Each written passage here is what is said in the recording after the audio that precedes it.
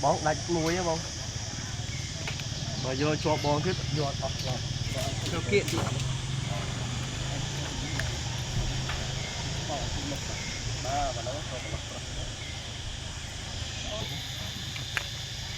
ba ba mà nhưng phần tết rồi đấy phải áp cho vậy thôi nhưng bạch ấy rồi bấy giờ bấy bạch cho thiên là bật rồi cho chạm đâu có đây mà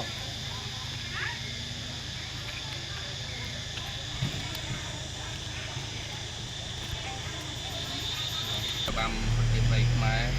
tôi được thấy là cái tay một cung từ đầu từ thằng mày phải đi kia băm đấy kia rồi cái đai đang làm bài từ po sắp sạch ca chun đồ po rót bài chắc rót dây được bêu cho thằng mày lần mình đánh một cái tay tại cao nhiên lang ca làm chắc làm ngon đi rồi cái kia tranh do một đường mình quân là ho một mình và tam chỉ khâu rồi băm rồi chỉ break mai đi trong tùm lum gọt mai bàn trong con hà tiệt trót từ tiệt đam gồm nào nó bị già sang và lấy sang trét để thả đạch đi vào cắt đạch cứ dùng đào từ đó cả đạch làm chặt đạch nằm rồi gọi cắt đạch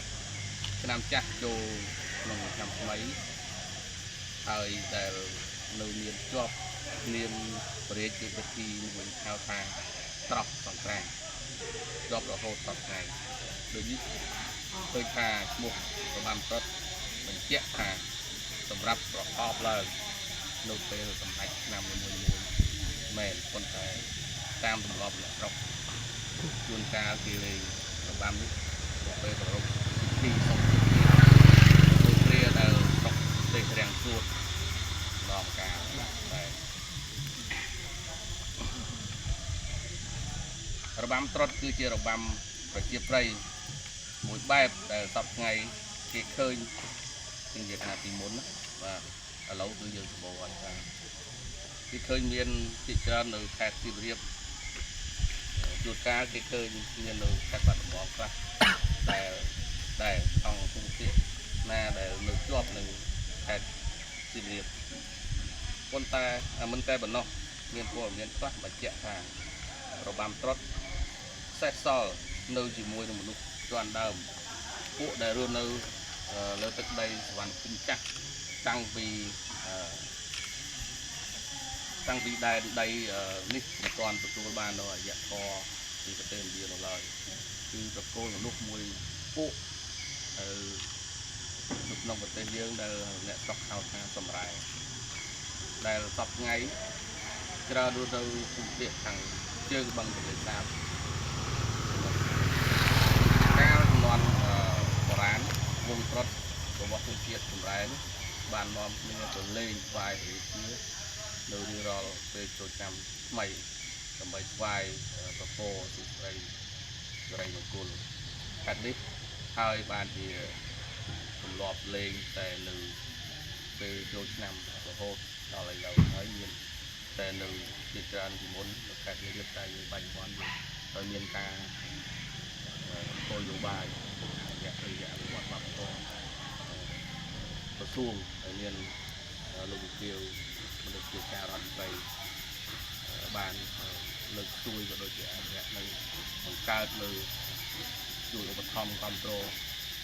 ตกแค่ถึงแค่ไม่ก็เนี่ย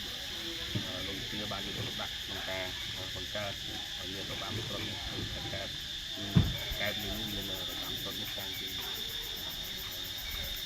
อยากไปใบจังก็ลองไปบ้างเกี่ยวกับตอนนี้คุณส้ม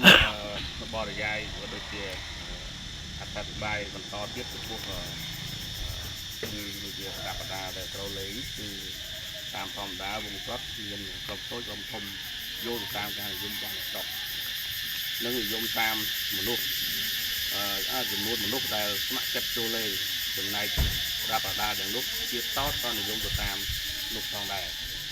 รับดาได้เราตรองโปร่งโกไปโป๊ะโตอูโตเต้าตู้จะได้ ចំពោះ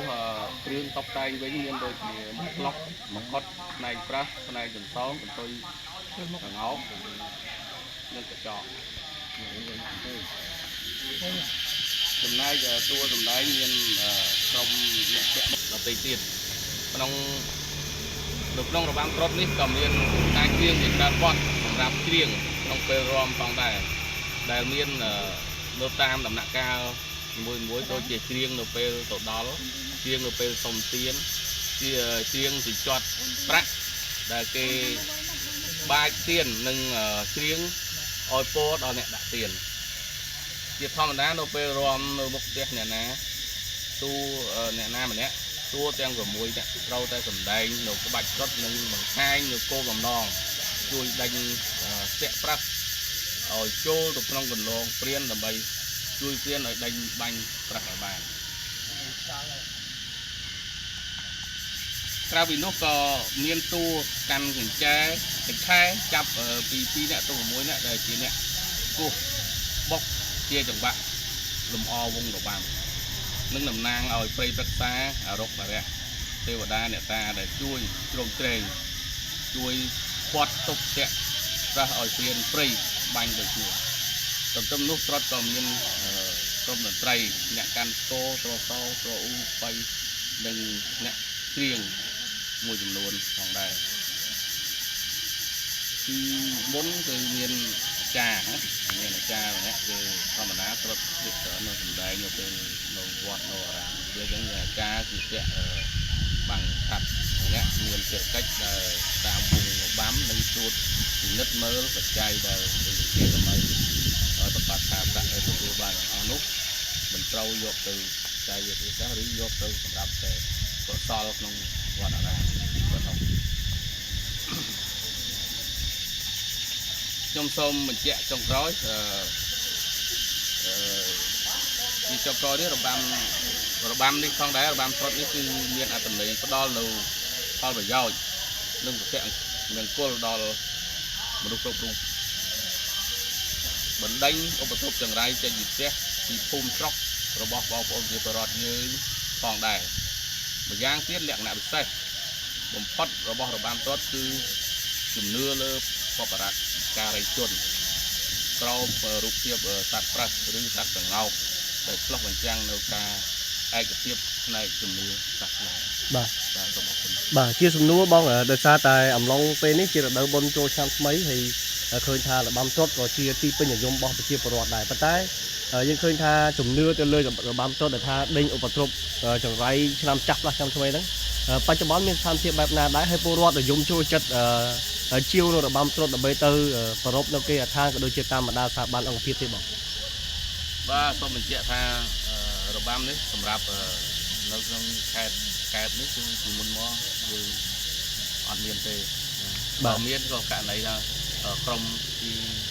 ខាងក្រៅបាទមូលដ្ឋានខាងក្រៅគាត់ចូលមកសម្ដែងម្ដងម្កាលបាទតែរយៈពេល3ឆ្នាំចុងក្រោយនេះក្រោយពីវិធីវប្បធម៌បានបង្កើតឡើងជាពលរដ្ឋក៏ដូចជាមន្ត្រីរាជការតាមក្រមដូចជាវិទ្យាអង្គភាពក្នុងខេត្តមានការជំនឿជឿជាក់លើអ្វីដែលជាការសម្ដែងរបស់ក្រុមរបាំត្រុដិរបស់វិទ្យាវប្បធម៌ដើម្បីជួយ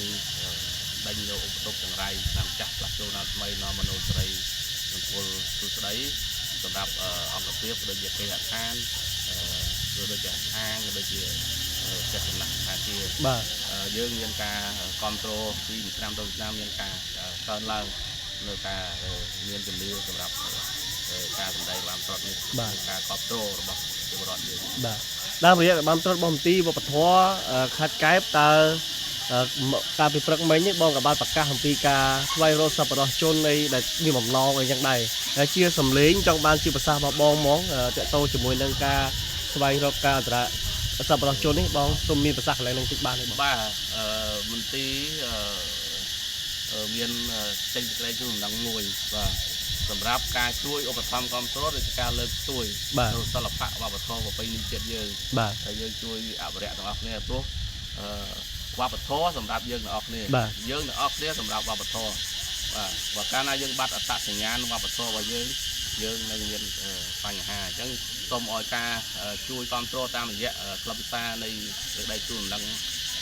របស់មន្ត្រីវប្បធម៌សូមគ្រប់គ្រងដល់ក្រុមរបាំ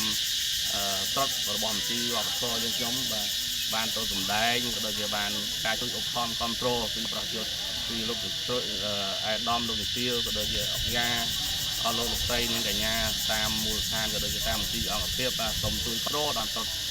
វប្បធម៌យើងខ្ញុំបាទសូមអរគុណបាទជាសំណួរបន្តិចទេបងតើក្នុងរដូវបុណ្យទាននេះប្រជាជនខ្មែរយើងគួរតែមានរបាំត្រុដិដើម្បីទៅលេងនៅក្នុងគេហដ្ឋានរបស់ពួកគាត់ដែរទេបាទជាជំនឿគួរតែមានតែយកទៅការចឹងនិយាយថាមានជំនឿរបស់គាត់ពីមុនមកมันមានបាទអញ្ចឹងរបាំនេះទៅបង្កើតដែរអញ្ចឹងការផ្សព្វផ្សាយបាទការផ្សព្វផ្សាយនៅមិនទាន់បានទូលំទូលាយបាទអញ្ចឹងក្នុងពេលនេះខ្ញុំសូមអំពាវនាវក៏ដូចជាប្រកាសថាមន្ត្រីវប្បធម៌មានរបាំត្រុដិបាទសម្រាប់ការសម្ដែងក្នុងឱកាសបុណ្យចូលឆ្នាំប្រពៃណីជាតិរបស់យើងបាទសូមជួយជាបរិបទយើងគ្រប់គ្រងបាទដើម្បីលើកស្ទួយនៅសិល្បៈវប្បធម៌របស់យើងបាទសូមអរគុណបងបាទសូមអរគុណបាទបន្ទាប់នេះសូមអញ្ជើញតាមដានទស្សនាពីការផ្សាយពីលោកធានមន្ទីរវិចិត្រសិល្បៈវប្បធម៌ខេត្តកែបបាទអញ្ជើញជួយគ្រប់គ្រងពីរបាំគ្រុឌនៅនឹងរបាំនេះឃើញថាមានប្រសាសន៍របស់ក្បែររបស់លោកធានមន្ទីរអញ្ចឹងសូមអរគុណច្រើនហើយបើប្រិយមិត្តយើងបើសិនមានកម្មវិធីផ្សេងៗសូមអរគុណសូមគ្រប់លាបាទ